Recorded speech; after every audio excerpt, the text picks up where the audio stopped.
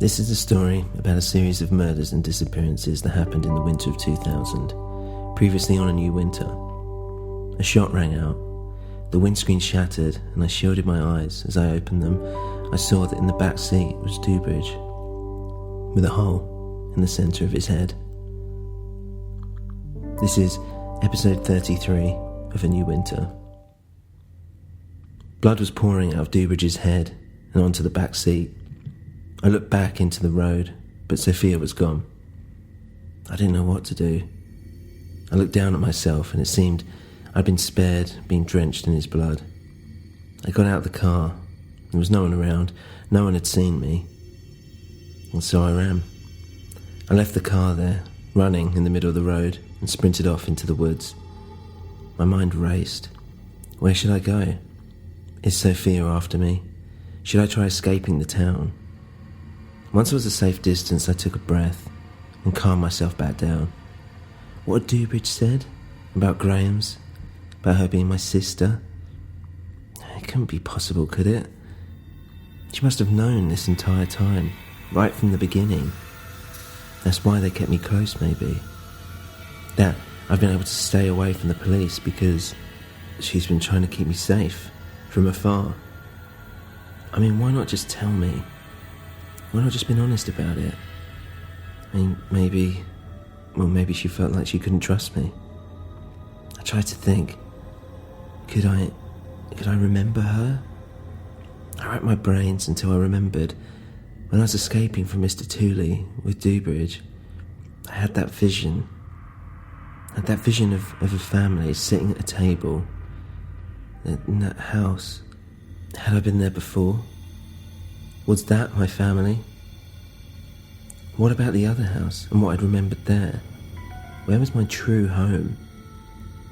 I ventured back towards that house where I had my vision, but the light was fading, so I had to be fast.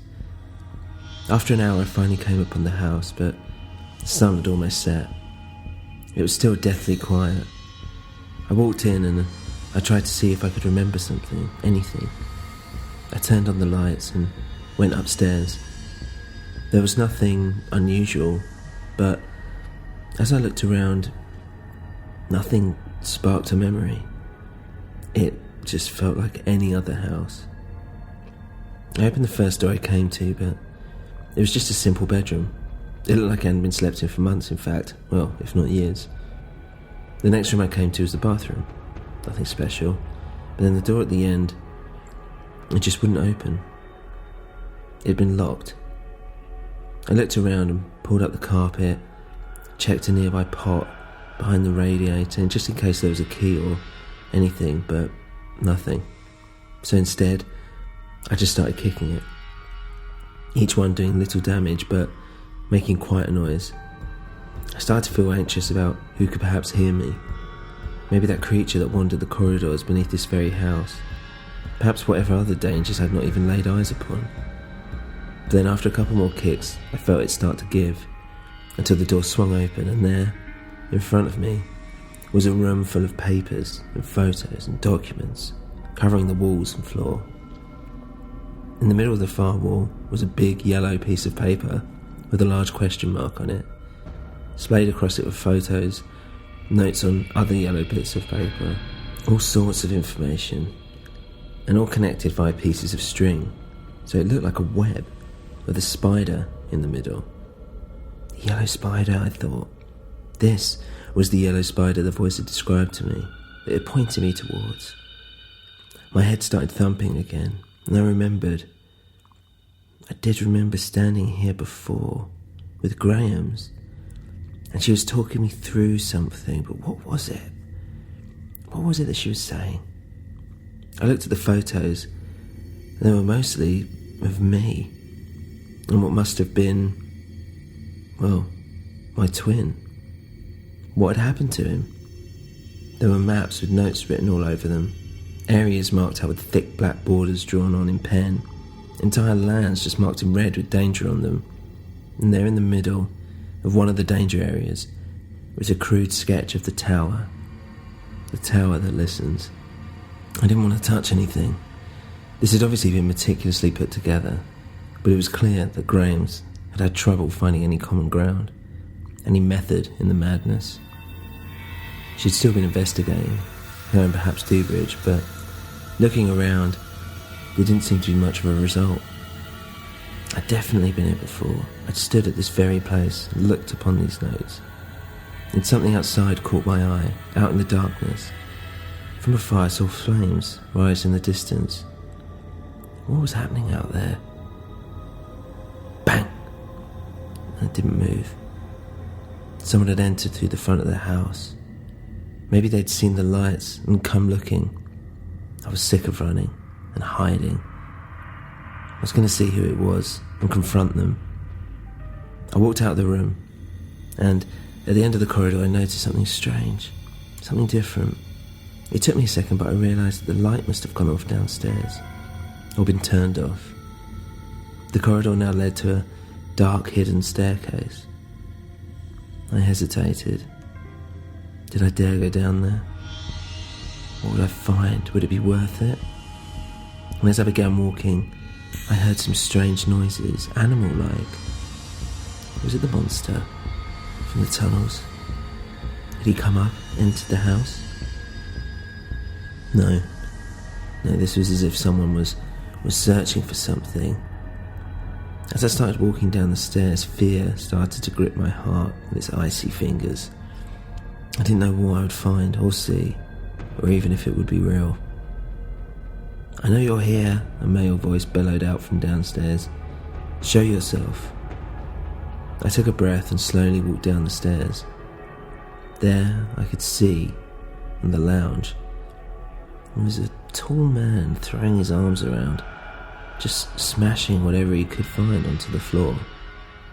"Come on," he shouted. Then he swung round and I could see it was Michael. He looked at me, fearful actually at first, but I tried to remain strong and unmoving. "Here you are," he said. "He told me I'd find you here." "Who did?" I asked. "My father. He said to find you here." He was slurring, although focused in a strange way. This didn't seem like it was alcohol-induced, at least. Well, here I am. What do you want?" "I want the secret," he said. What secret?" I asked. Michael then threw his hand into his jacket and whipped out a gun. "Don't play games with me. The secret. The secret to live forever. Like you." "Live forever," I said. "Someone's been tricking you, filling your mind with nonsense." "Nonsense, is it? He showed me things I never even thought possible." Michael was in a frenzy. He was manic. "Okay, who did? Who showed you?" "My father," Michael said. "He showed me." Mr. Tearley," I said to myself. And Michael waved the gun again. I want to know how to live forever." "Michael, Look," he said. "I'm dying. It's cancer. That's why I'm back here. That's why I wanted to come home. They told me there was nothing that could be done, that I needed to find peace. But it's you. You're the answer. It's fate that brought me back." "No, I'm so sorry, Michael. I don't know what to say, but please, just put the gun down and let's talk about it." "No," Michael shouted. "He warned me you'd use your tricks to get inside my head. Tell me what I need to do, how I can stay alive."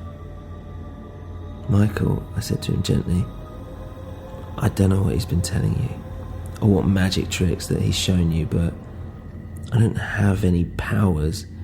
I'm just a normal guy, like you." I wasn't sure how true this was myself anymore, but I needed to calm him down. "Please," he started sobbing. "Please, just help me. Just tell me what to do." And there in front of me, Michael broke down. The gun was shaking in his hand, now just vaguely pointed in my direction, rather than straight at me. Michael, listen. I can't help you. Then from within his eyes, I saw a rage rise up. Fine, he said through gritted teeth. Then I guess you're of no use to me after all. And then he straightened out his arm, with the gun pointing directly at me. In that split second I shut my eyes, expecting to feel a bullet pierce me somewhere. But instead I heard a loud thump and a clatter. I opened my eyes to see Michael on the floor. Standing above him, a man, clothed in dirty rags, torn, muddy, and a grey hood falling over his face. A bloody knife in his hand, dripping onto the floor. And he was panting hard. Thank you, I said. I think. And then the man, staring down at Michael's body as he bled out, slowly looked up and pulled back his hood. And there, staring back at me, was myself.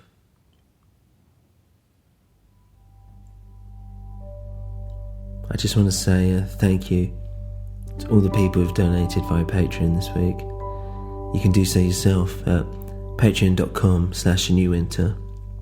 You can follow us at Twitter @anewwinter, or you can email us at anewwinterpodcast@gmail.com. Thank you for listening.